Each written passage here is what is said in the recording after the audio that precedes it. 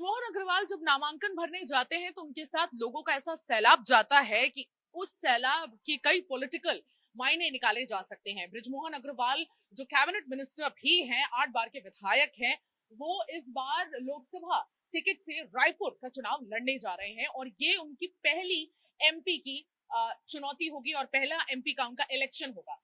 नमस्कार, जय जौहर। मेरा नाम सुमी केवल पटेल है और मैं आज आपके साथ इसी चीज का विश्लेषण ले आई हूं कि किस तरह से बृजमोहन अग्रवाल क्या मैसेजिंग देने की कोशिश कर रहे हैं इतनी बड़ी शक्ति प्रदर्शन की रैली करके अपना नामांकन भरते हुए। और उसी पे और चर्चा करने के लिए हमारे साथ आज राम अवतार तिवारी जी हैं, senior journalist, political expert. Sir, आपका बहुत स्वागत है छत्तीसगढ़ तक पर।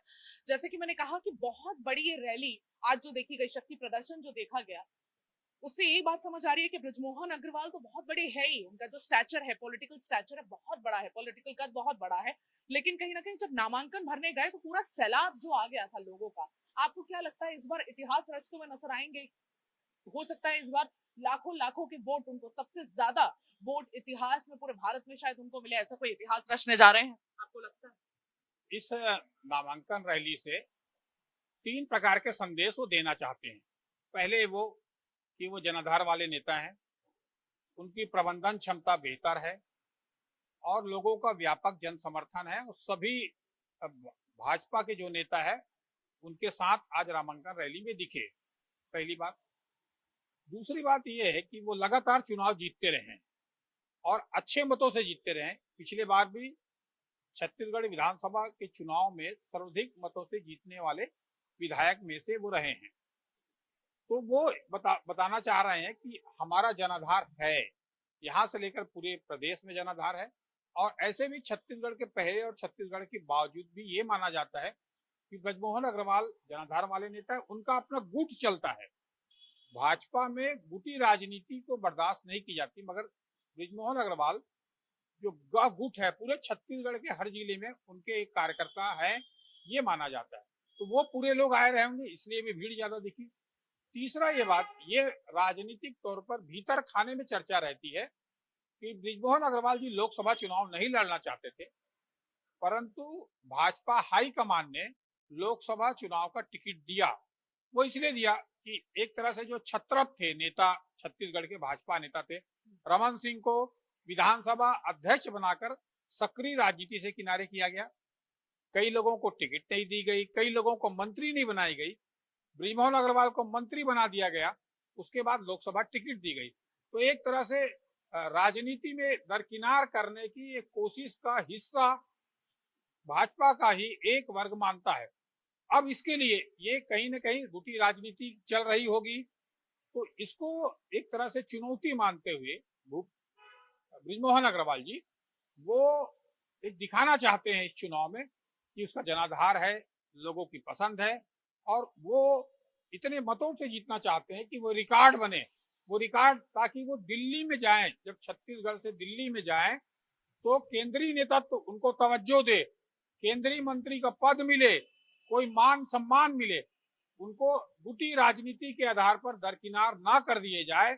ये एक संदेश वो इस चुनाव में देना चाहते हैं। उसी रणनीति के तहत वो चुनाव लड़ भी रहे हैं। बिल्कुल, ये आपने एक बहुत अहम बात यहाँ पर कह दी कि बृजमोहन अग्रवाल शायद साइडलाइन हो रहे थे छत्तीसगढ़ पॉलिटिक्स में। उनके जितने भी लोग हैं, उनका ये मानना है कि कहीं ना कहीं सीएम बनने के वो डिजर्विंग कैंडिडेट थे और ऐसा माना भी जा रहा था कि इस बार सीएम बनाएंगे, क्योंकि उतने सीनियर विधायक पूरे अगर कैबिनेट में देखेंगे तो वही थे।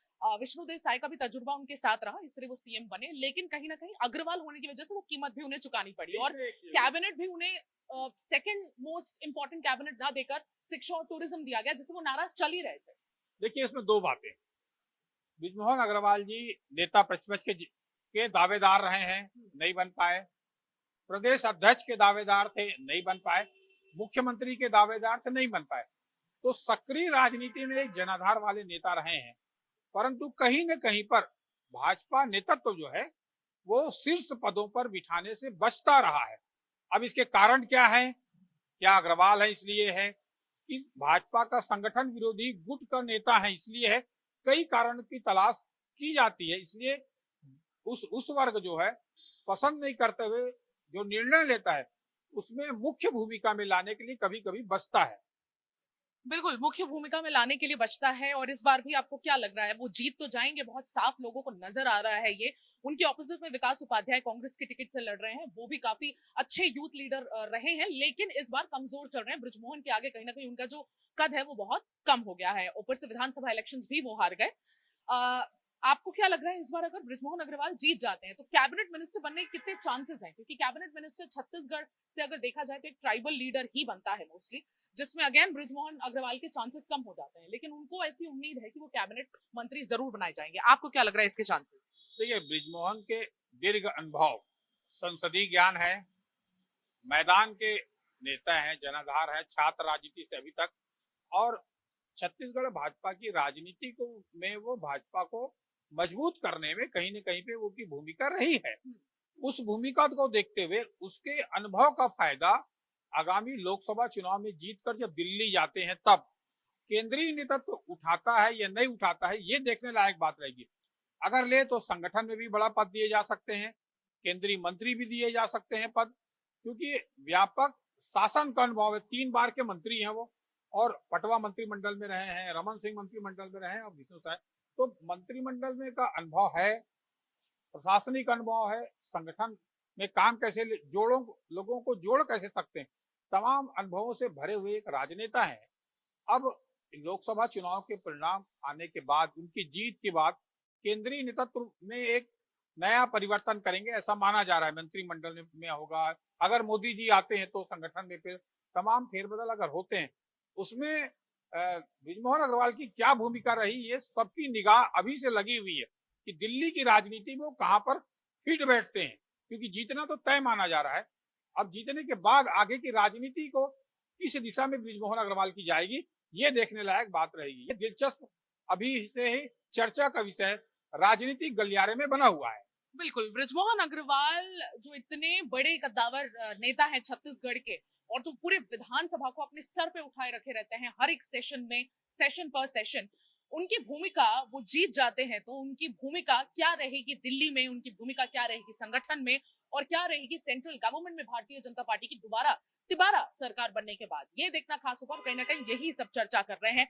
रिकॉर्ड हो सकता है वो बृजमोहन अग्रवाल इस बार बनाए और रिकॉर्ड का वो ताज भी एंजॉय करे, लेकिन सीनियर लीडर्स को क्या लगता है, जो दिल्ली में बैठे लीडर्स हैं, वो बृजमोहन अग्रवाल को किस तरह से एंटरटेन करेंगे, कहां उनको उनके तजुर्बे के अनुसार, उनके पॉलिटिकल बिट के हिसाब से कहां उन्हें फिट करेंगे, ये देखना बहुत खास होगा। आज के लिए बस इतना ही। मैं सुमी केवल पटेल, वीडियो जर्नलिस्ट राघवेंद्र पांडे के साथ।